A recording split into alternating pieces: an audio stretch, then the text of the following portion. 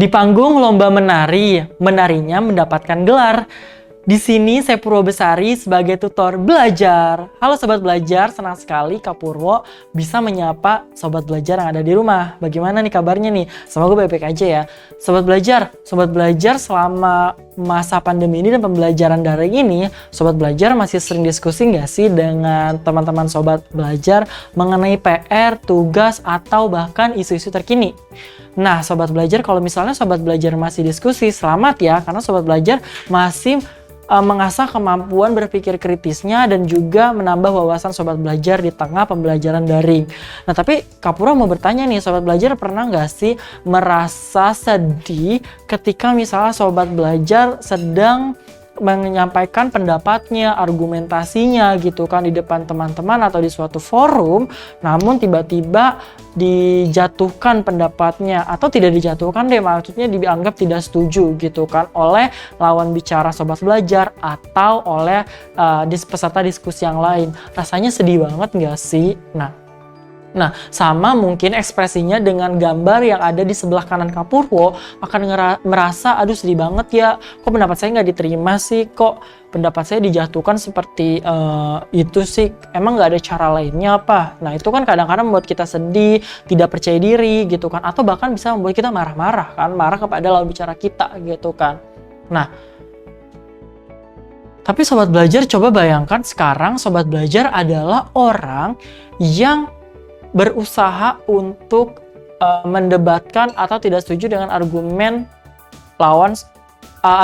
rekan Sobat Belajar, karena yang namanya diskusi kan tidak harus yang namanya setuju terus ya kan Sobat Belajar.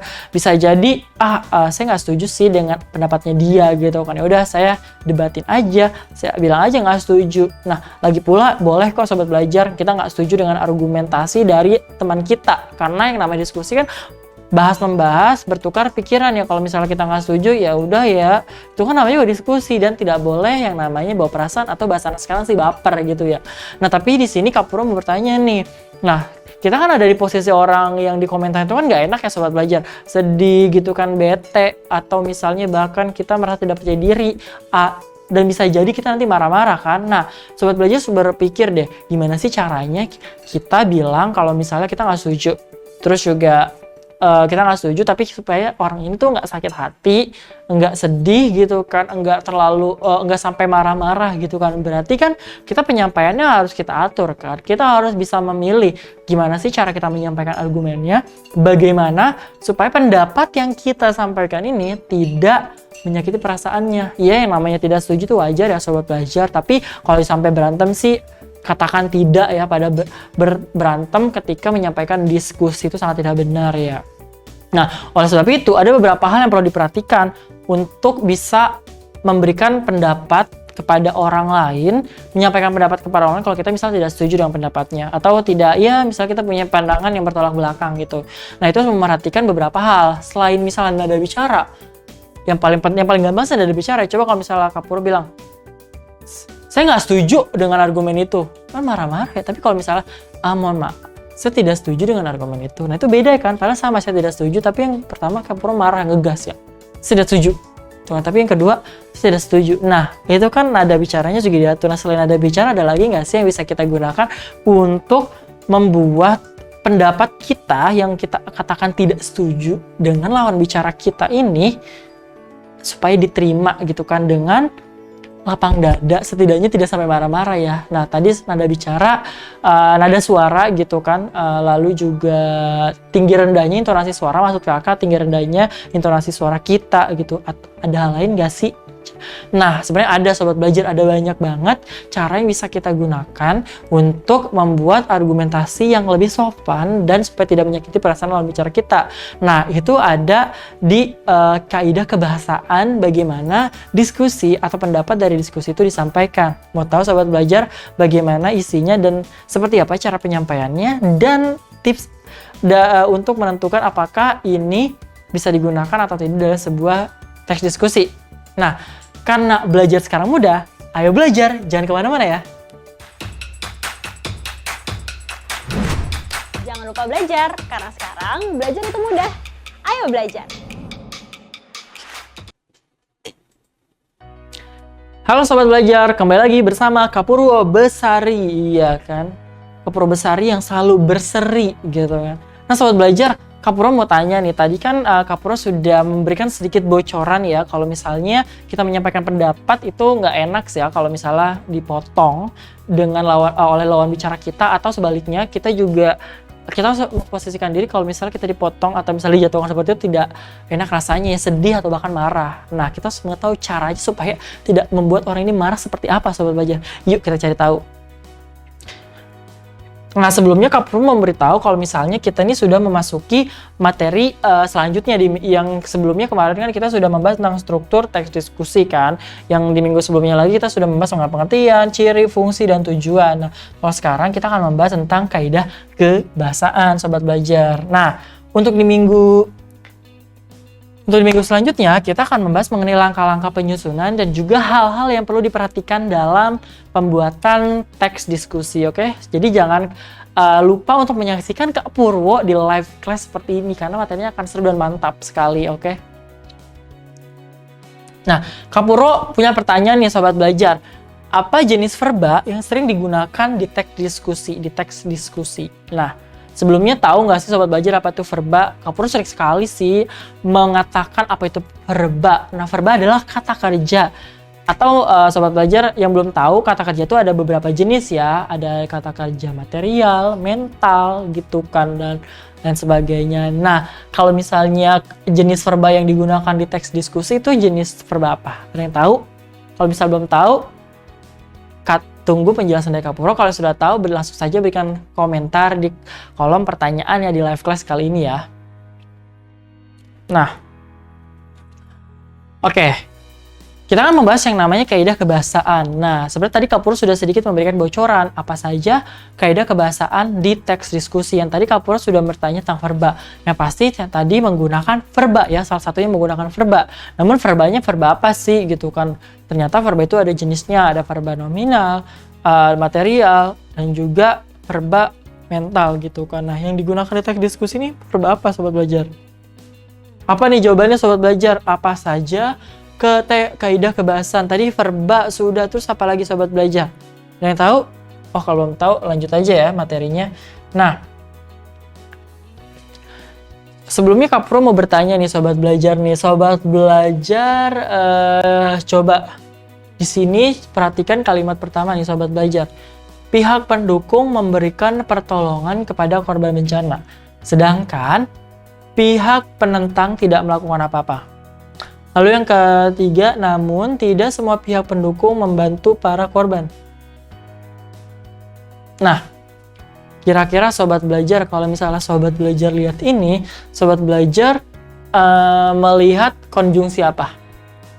Coba sebutkan ke Kapurwo. Kapurwo sudah kasih bocorannya nih. Kapurwo mempertanyakan konjungsi yang dipakai di kedua kalimat ini. Tahu kan konjungsi itu apa Sobat Belajar? Kalau ada yang belum tahu, apa itu konjungsi? Konjungsi adalah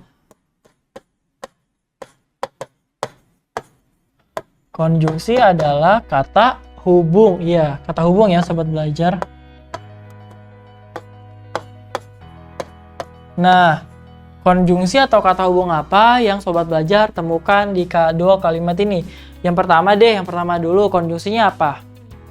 Ayo. Pihak pendukung memberikan pertolongan kepada korban bencana, sedangkan pihak penentang tidak melakukan apa-apa. Nah, ini adalah konjungsinya, sedangkan. Lalu yang kedua yang mana? Namun tidak semua pihak pendukung membantu para korban bencana. Nah, namun itu sama dengan apa ya Sobat Belajar? Kayak pernah dengar deh. Dengan apa? Benar banget, dengan tetapi ya. Nah, ini sama dengan tetapi, maknanya yaitu kata hubung untuk menghubungkan dua hal yang memiliki pertentangan atau dua hal yang saling yang memiliki perlawanan satu dengan yang lainnya. Nah, tapi, namun, dan tetapi ini memiliki perbedaan penempatan Sobat Belajar. Kalau misalnya namun itu boleh ditempatkannya di awal kalimat karena dia konjungsi antar kalimat. Jadi boleh ditempatkan di awal nih. Nah, kalau tetapi itu tidak boleh, tetapi itu harusnya ditempatkan di intra kalimat seperti sedangkan. Nah, sedangkan ini tidak boleh dituliskan di awal kalimat ya Sobat Belajar, tapi dia tulis di tengah-tengah atau intra kalimat. Nah,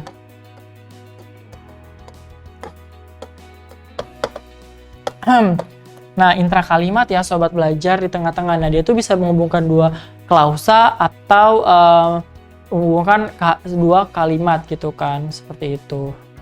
Dua klausa ya, maksudnya dua klausa atau berada di tengah-tengah sebuah kalimat, seperti itu. Nah, sudah paham sobat belajar arah Kapuro mau ke arah mana nih pembicaraannya? Benar sekali, ke arah yang namanya konjungsi. Nah, benar. Berarti salah satu ciri dari teks diskusi adalah menggunakan konjungsi. Tapi konjungsi apa nih? Konjungsi yang dipakai. Nah, konjungsi perlawanan. Karena konjungsi kan ada konjungsi koordinatif dan lain sebagai kausalitas, kronologis gitu kan banyak. Nah, konjungsi yang dipakai tadi adalah konjungsi perlawanan. Contohnya namun dan sedangkan seperti itu. Nah, konjungsi perlawanan itu konjungsi yang digunakan untuk menunjukkan adanya hal yang kontras atau perbandingan. Contohnya yang tadi menggunakan kata sedangkan, yang satu pihak pendukungnya membantu para korban, pihak penentangnya tidak melakukan apa-apa. Seperti itu. Contohnya apalagi sih selain namun? Nah, ini dia contohnya ya sobat belajar ya. Ada tetapi, namun, dibandingkan akan tetapi, sedangkan sebaliknya. Nah, penempatan dari namun dan akan tetapi ini penempatannya sama ya sobat belajar. Ini penempatannya yaitu di awal kalimat dibolehkan karena dia itu antar kalimat. Sementara tetapi tidak boleh. Dan tetapi ini dia punya teman. Namanya siapa? Si Tapi. Nah, namanya si Tapi nih. Dia punya teman namanya si Tapi. Nah, tapi si Tapi. Nah, si tapi ini tuh bentuknya tidak baku sobat belajar. Jadi yang baku adalah tetapi. Dia boleh digunakan dalam ragam formal. Tapi kalau misalnya ngomongnya seperti Kapuro sekarang ini kan tidak terlalu formal. Itu boleh menggunakan tapi. Jika sobat belajar menggunakan ragam formal, itu hindari ya menggunakan tapi. Bolehnya menggunakan tetapi atau namun atau akan tetapi seperti itu. Paham ya sobat belajar?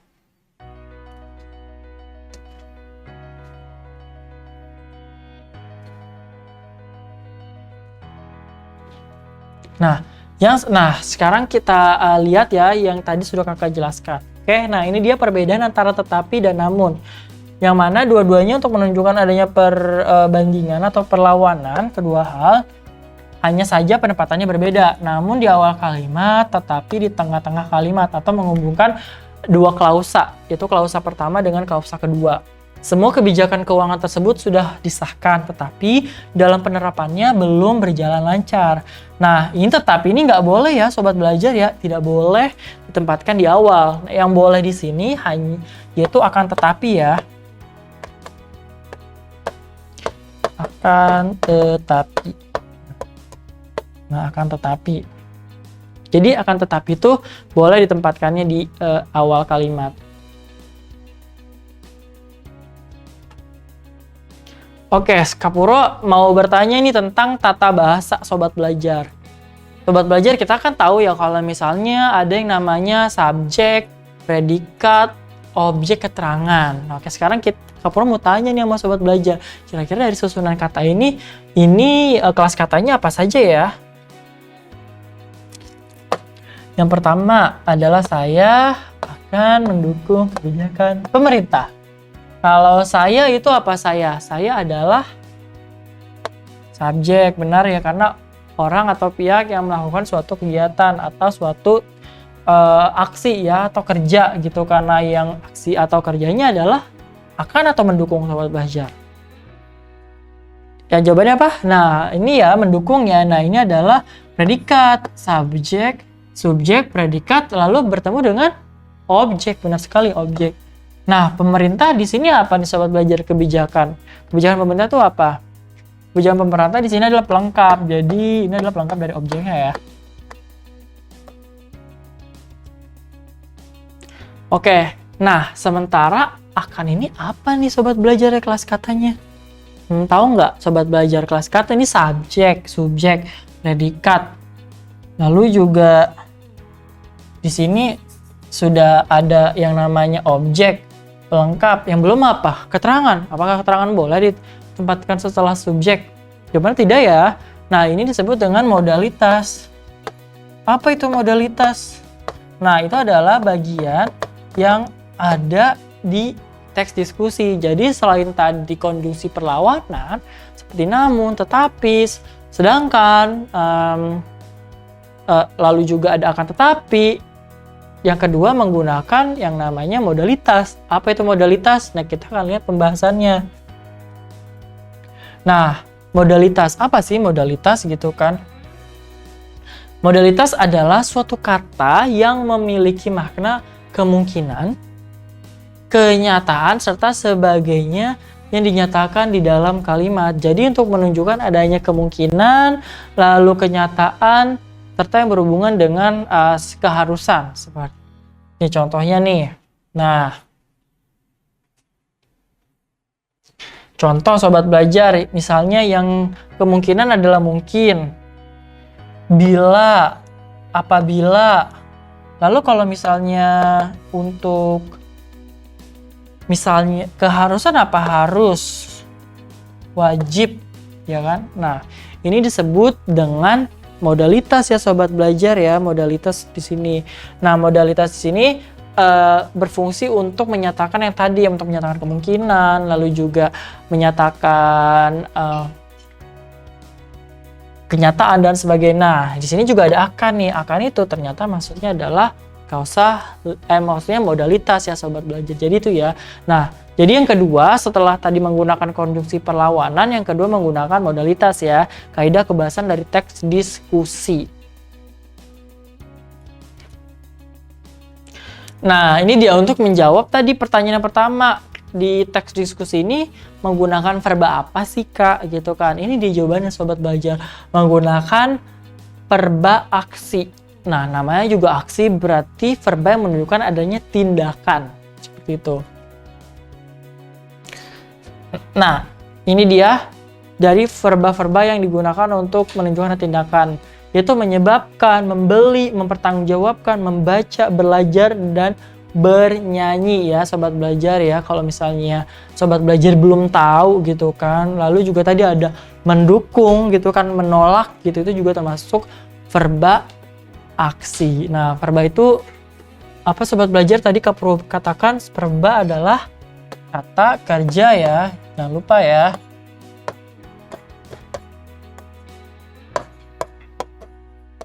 Nah, verba adalah kata kerja, seperti itu ya sobat belajar.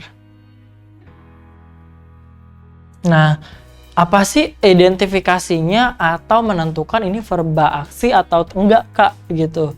Nah, ini yang pertama, verba aksi ini bisa menunjukkan hal yang dilakukan oleh si subjeknya. Lalu yang kedua, dapat dipakai sebentuk kalimat perintah. Contoh, misalnya kalimatnya adalah saya memakan mie gitu kan, saya memakan mie atau saya makan mie misalnya gitu kan. Ditanya nih kan, verba aksi adalah verba yang bisa menunjukkan apa yang dilakukan subjek, apa yang sedang dilakukan oleh misalnya ya Kak Purwo misalnya gitu, memakan mie gitu kan, memakan mie. Nah, itu berarti dia adalah verba aksi. Lalu juga misalnya digunakan untuk membuat atau membentuk kata perintah. Contoh misalnya, makan mie itu. Atau makanlah mie itu. Nah, itu berarti dia adalah verba aksi seperti itu. Jadi ada dua ya cara untuk menentukan apakah ini verba aksi atau tidak. Nah, contohnya adalah saya makan bakso misalnya ya, bakso. Nah, apa yang dilakukan si subjeknya? Apa jawabannya sobat belajar? Jawabannya adalah makan bakso atau balai memakan ya. Nah, lalu yang kedua dapat dipakai untuk kalimat perintah ya, sudah makan bakso itu misalnya.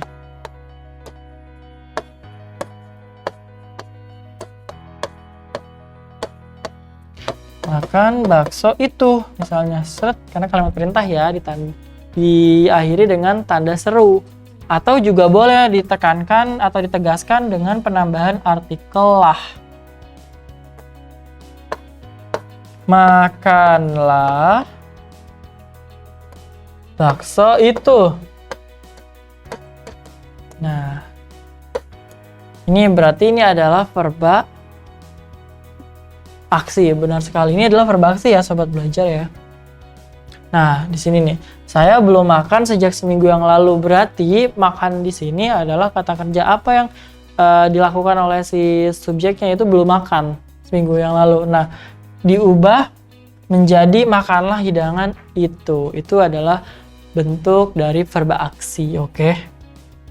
Nah, yang selanjutnya menggunakan kohesi leksikal dan juga kohesi gramatikal. Apa itu kohesi leksikal? Yaitu adalah hubungan antar kata di sebuah kalimat yang berhubungan dengan maknanya.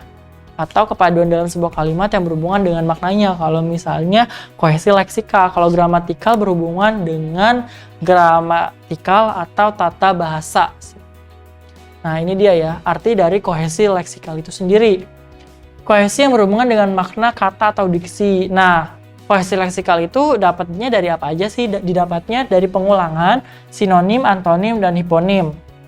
Kalau misalnya pengulangan, misalnya kalimat pertama sudah menggunakan, misalnya saya menggunakan pesawat itu untuk pulang kampung halaman. Dengan pesawat itu, saya merasa bisa lebih cepat sampai di kampung halaman. Nah, itu adalah pengulangan contohnya. Nah, sementara pengulangannya adalah di kata pesawatnya ya. Lalu sinonim ya tentu saja kata yang memiliki makna yang sama ya. Jadi bukan bentuk katanya tapi maknanya. Sementara antonim adalah kata yang berlawanan makna. Contoh misalnya sinonimnya adalah baik dan bagus tentang kondisi ya. Perempuan dan wanita misalnya. Lalu antonimnya adalah laki-laki dan juga perempuan, kanan dan kiri antonim. Nah, hiponim adalah suatu kata yang memiliki arti sempit dibandingkan dengan kata umum yang sejenisnya. Contoh misal, hiponimnya adalah kucing, lalu juga kerbau, burung, lalu juga ikan. Nah, kata yang lebih umumnya itu adalah hewan. Seperti itu. Lalu misalnya ada mawar, seroja, kamboja, tulip. Nah, kata yang lebih umumnya itu adalah bunga. Itu adalah hiponim ya sobat belajar ya. Nah, kita akan lihat ini di contoh penggunaan dari kohesi leksikal di sebuah teks diskusi ya sobat belajar, bisa dilihat. Di samping itu, salah satu keuntungan dari penggunaan telepon seluler di sekolah adalah telepon seluler dapat digunakan sebagai alat bantu, terutama telepon seluler yang dilengkapi dengan beberapa fitur seperti kalkulator, kamera, dan internet. Lalu yang kedua, di samping itu, bandingkan yang pertama dengan yang kedua ya. Salah satu keuntungan dari penggunaan telepon seluler di sekolah adalah telepon seluler dapat digunakan sebagai alat bantu, terutama telepon seluler yang dilengkapi dengan berbagai fitur seperti kalkulator, kamera, dan internet. Oke. Nah,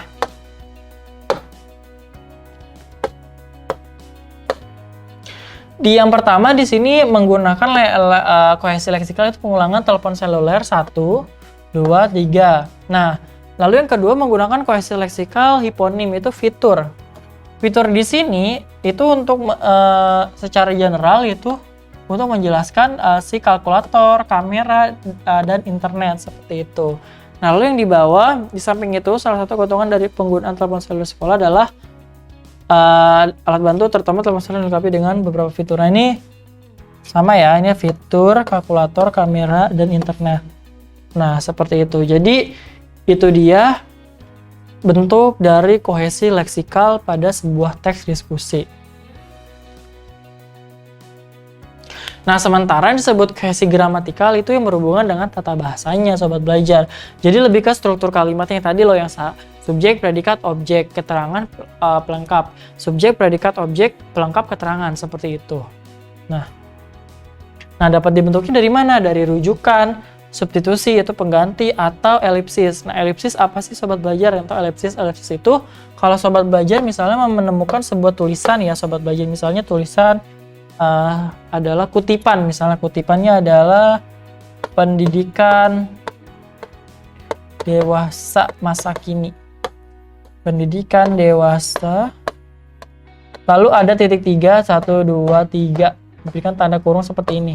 Nah, elipsis ini adalah tanda titik 3 yang menunjukkan bahwa kutipan itu masih ada lanjutannya atau sebagian kutipan yang diambil dari suatu kutipan utuh. Jadi ini maksudnya ini tuh diambil sebagiannya loh, dan ini masih ada lanjutannya. Seperti itu namanya elipsis.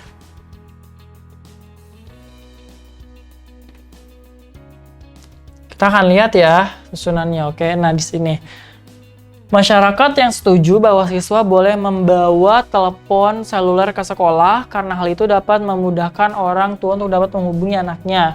Hal yang kedua, ketika telepon seluler berdering di kelas, meskipun hanya mode getar, guru akan kehilangan beberapa saat kesempatan mengajar kan terganggu. Hal itu akan merugikan seluruh kelas. Nah, di sini strukturnya yaitu mengganti yang kedua ya, yaitu mengganti subjek. Hal itu adalah pengganti dari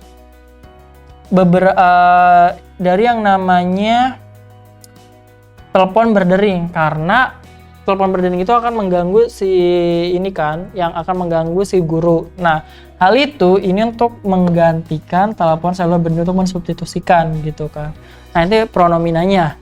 Lalu yang di atas ini adalah untuk menunjukkan katanya, nya-nya ini digunakan untuk mengganti orang tua, seperti itu mensubstitusinya.